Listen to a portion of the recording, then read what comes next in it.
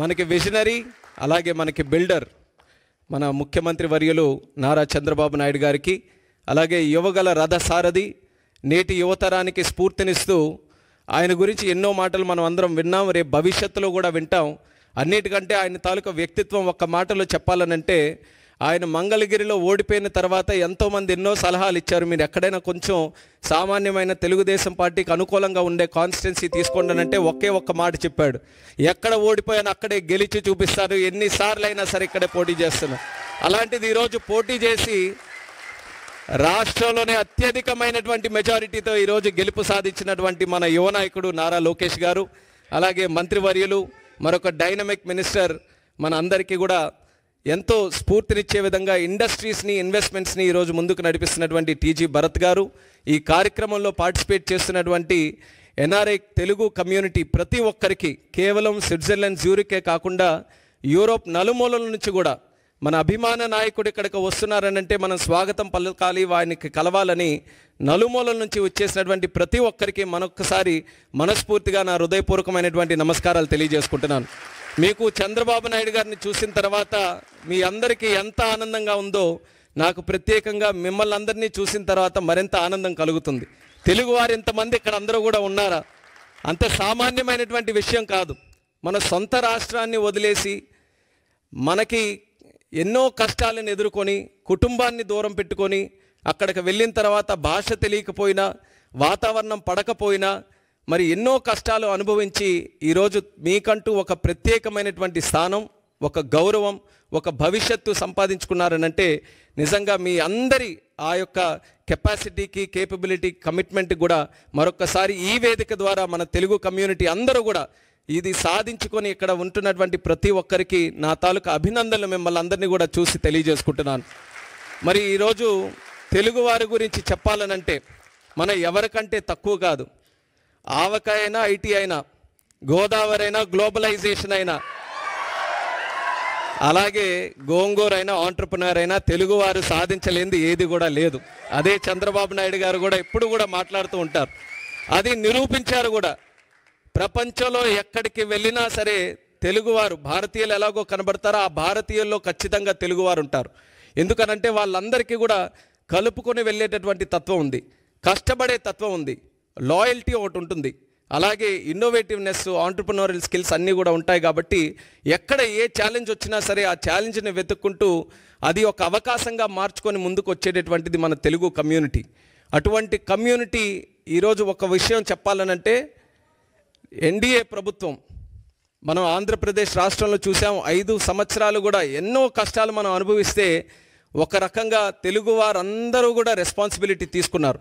మనం కానీ ఈరోజు రియాక్ట్ అవ్వకపోతే రేపు నష్టపోయేది ఏదో ఒక తెలుగుదేశం పార్టీనో లేకపోతే ఒక రాజకీయ నాయకులో, కొంతమంది వ్యక్తులో కాదు, యావత్ తెలుగు జాతి అందరం కూడా నష్టపోతామని ఆ రెస్పాన్సిబిలిటీ అందరూ కూడా తీసుకొని ఈరోజు ఒక పెద్ద మెజారిటీతో, ఎప్పుడు ఊహించలేనటువంటి మెజారిటీతో, సుమారు 93% స్ట్రైక్ రేట్తో ఒక రాష్ట్ర ప్రభుత్వం వచ్చిందనంటే అది ఫస్ట్ ఆఫ్ ఇట్స్ కైండ్ మన ఆంధ్రప్రదేశ్ రాష్ట్రంలో వచ్చింది. దానికి కారణం మీరందరూ కూడా ఆంధ్రప్రదేశ్ రాష్ట్రంలో ఉండి ఆ రోజు ఓటు వేసినటువంటి వాళ్ళు ఎంత రెస్పాన్సిబిలిటీ ఫీల్ అయ్యి ఆ రోజు కార్యక్రమంలో పాల్గొన్నారో ఎన్ఆర్ఐస్గా ఉన్నటువంటి వ్యక్తులు కూడా చూసాం. ఎన్నో మల్టిపుల్ ప్లాట్ఫామ్స్లో వాళ్ళు ప్రత్యేకంగా రాష్ట్రం వచ్చినప్పుడు కానీ, సోషల్ మీడియా ద్వారా కానీ, ఫోన్ల ద్వారా కానీ, లేకపోతే వాళ్ళ కంట్రీలో ఉన్నప్పుడు వాళ్ళు అనేక కార్యక్రమాలు చేసి కానీ వాళ్ళందరూ కూడా రెస్పాన్సిబిలిటీ ఫీల్ అయ్యి మీరందరూ కూడా అందులో పార్టిసిపేటివ్గా ఆ ఎలక్షన్స్లో పాల్గొన్నారు. కాబట్టే హిస్టారిక్ మెజారిటీ మన రాష్ట్రంలో చూసాం. ఆ మెజారిటీ ఎలాంటిదంటే కేవలం రాష్ట్రంలోనే హిస్టారిక్ కాదు, దేశంలో కూడా ఒక పలంగా మళ్ళీ ఎన్డీఏ ప్రభుత్వం ఈరోజు ఏర్పడిందనంటే అది తెలుగు వారి పవర్తోనే అనేది మనం అందరం గుర్తుపెట్టుకోవాలి. అలాంటి ఎక్స్ట్రాడినరీ విక్టరీ మీరందరూ కూడా కల్పించారు. అది ఎందుకు చెప్తున్నానంటే మళ్ళీ మనం ఆ రోజులు గుర్తుపెట్టుకోవాలి. ఏం జరుగుతుందా అని భయపడుతున్నటువంటి రోజుల్లో, ఒక కన్ఫ్యూజ్డ్ స్టేట్లో అందరం కూడా ఉన్నప్పుడు, ఏమీ తెలియనటువంటిది అసలు భవిష్యత్తు ఎలాగుంటుందో ఒక కన్ఫ్యూజన్ ఉన్నప్పుడు కూడా అందరూ కూడా కలిసి కట్టుగా మీరందరూ కూడా కలిసి ఒక పని చేస్తే దాని రిజల్ట్ ఎలాగుందో మీరందరూ కూడా చూశారు కదా జూన్ 4వ తేదీన. అది మన అందరికీ కూడా స్ఫూర్తి. రేపు కూడా మనం ఏదైనా ఒక లక్ష్యం మనం సాధించాలనంటే మనం చేయాల్సిందంతా అందరం కూడా ఐకమత్యంగా కలిసికట్టుగా లక్ష్యం వైపు చేస్తే అది ఎంత పెద్ద కష్టమైనటువంటి పని అయినా సరే అది ఖచ్చితంగా సాధించగలమనేది మొన్న జరిగినటువంటి ఎలక్షన్స్ ఆ రిజల్టే మనందరికీ కూడా ఒక ఇన్స్పిరేషన్ అనేది కూడా ఈ సందర్భంగా తెలియజేస్తున్నాను. ఆ ఎలక్షన్స్లో ఏ రకంగా మీరు అందరూ కూడా పార్టిసిపేట్ చేసి ఈరోజు ఇంత చక్కగా ఒక ప్రభుత్వాన్ని ఏర్పాటు చేయడానికి మీరు అందరూ కూడా కృషి చేశారో this is the time that we give back to you, to give back to the whole Telugu community. ఆ ఉద్దేశంతోనే ఈరోజు దావోస్ వచ్చి సాధారణంగా ఏం చేయాలి, దావోస్ వచ్చిన తర్వాత ప్రపంచం నుంచి ఎవరెవరు వస్తున్నారో వాళ్ళందరికీ కూడా కలవాలి. కానీ చంద్రబాబు నాయుడు గారి ఉద్దేశం ఎక్కడికి వెళ్ళినా ముందు మన తెలుగు వాళ్ళతోనే శ్రీకారం చుట్టాలి, తెలుగు వాళ్ళతోనే కలవాలి. మనం ఈరోజు ఆంధ్రప్రదేశ్ రాష్ట్రాన్ని బ్రహ్మాండంగా వరల్డ్లోనే ఒక నెంబర్ 1గా తయారు చేయాలనంటే ప్రపంచంలో ఉన్న వ్యక్తులందరినీ కూడా తీసుకొని రావడమే కాదు, తెలుగు వాళ్ళలో కూడా ఆణిముత్యాలు ఎవరైతే ఉన్నారో వాళ్ళను కూడా మళ్ళీ ఇంక్లూడ్ చేసుకొని వాళ్ళను కూడా మళ్ళీ తీసుకొని రావాలని ఈరోజు బ్రహ్మాండంగా ఈ కార్యక్రమం కూడా పెట్టడం జరిగింది. Very inspirational programme. ఇది ఖచ్చితంగా ఒక మంచి రిజల్ట్స్ భవిష్యత్తులో ఈల్డ్ చేస్తుంది అన్నటువంటి నమ్మకం ఉంది. మా నమ్మకం అంతా ఒక్కటే, the one and only man Chandrababu Naidu గారు. ఆ వ్యక్తి రాజకీయాలు ఎప్పుడు మొదలుపెట్టారో తెలుసా? 1978లో. 78లో ఆ లిస్టు తీసుకోండి. దేశంలో ఎంతమంది ఎమ్మెల్యేలుగా మొదలయ్యారు, ఎంతమంది ఎంపీలుగా మొదలయ్యారు, ఆ లిస్టు తీసుకుంటే వేలాది మంది ఉంటే అందులో బహుశా 1-2 ఉంటారేమో. అందులో ఒకరు ఈరోజు చంద్రబాబు నాయుడు గారు. అయితే వాళ్ళందరికీ కూడా వయసు అయిపోయింది, కానీ ఈయనకి మాత్రం వయసు అవ్వలేదు. నలుగురు యంగ్స్టర్స్ ఉన్నాయి ఈరోజు వేదిక మీద. అగ్రీ చేస్తారా లేదా? నలుగురు యంగ్స్టర్స్, అందరిలో కూడా విజన్లో యంగెస్ట్ ఎవరైనా ఉన్నారంటే చంద్రబాబు నాయుడు గారు. నేను ఎప్పుడు కూడా చెప్తుంటాను, మేము వయసులో యంగ్ కానీ ఆలోచనలో మాత్రం మాకంటే యంగ్. ఆయన స్పీడ్ పట్టుకోవాలంటే మాకు ఇప్పటికీ కూడా చేత కావట్లేదు. ఆయన గైడెన్స్, ఆయన తాలూకా మెంటర్షిప్ వల్ల ఈరోజు మేము కూడా చిన్న స్థాయి నుంచి ఈరోజు ఈ స్థాయి వరకు నేను కూడా ఒక యంగ్స్టర్గా నేను చెప్తున్నాను.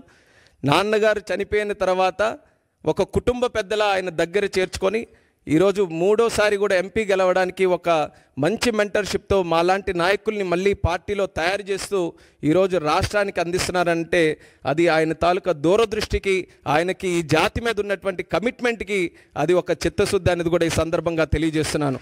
టుడే ఆయనతో పాటు స్విట్జర్లాండ్ లాంటి దేశంలో ఆయనతో పాటు ఒక వేదిక పంచుకొని ఆయన ద్వారా పెరిగినటువంటి ఒక నాయకుడిగా భారతదేశంలోనే అతి చిన్న వయసులో ఉన్నటువంటి ఒక క్యాబినెట్ మినిస్టర్గా ఆయన పక్కన కూర్చున్నానంటే అది ఆయనకున్నటువంటి విజన్ అనేది కూడా ఈ సందర్భంగా తెలియజేస్తున్నాను.